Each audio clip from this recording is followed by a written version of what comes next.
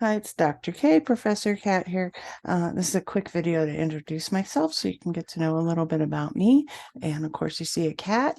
Those show up in my videos.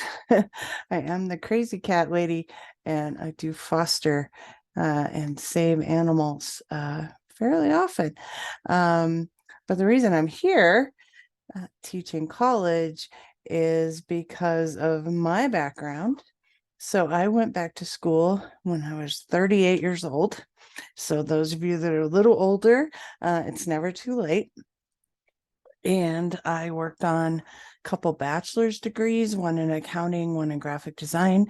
And I also received a master's in business administration. There's another kitty. And also a doctorate in education because I find education absolutely fascinating. I started teaching in 2009. I started out as a tutor.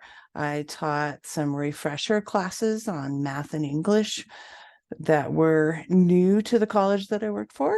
And I worked for that school for several years, including with their online division. I've also taught courses at other schools, including marketing courses.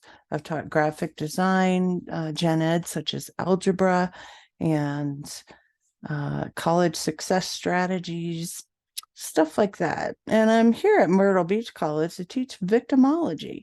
So you might be asking yourself, what do those things that you just talked about have to do with victimology? Well, first of all, I'm a survivor of different types of abuse. And I also later, after I'd done a lot of healing, I started working at a local nonprofit as a victim advocate. And I also served later as our volunteer coordinator who coordinated all the victim advocates and set their schedules and did trainings. I worked very closely with police departments and other agencies local to me to assist victims as needed. So our agency mainly served as far as resources and counseling victims of DV and sex assault.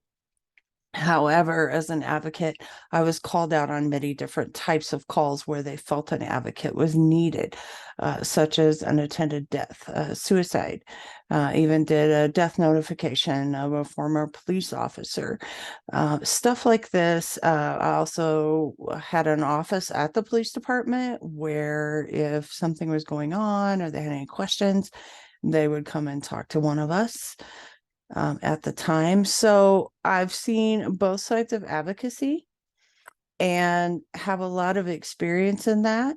It's an interesting field, and I find that I learn something new in that field all the time. It's actually comparatively a fairly new field because advocacy was not always seen and sometimes still isn't seen as an absolute necessity. So anyway, just a little bit about me, my background, why I'm qualified to be here.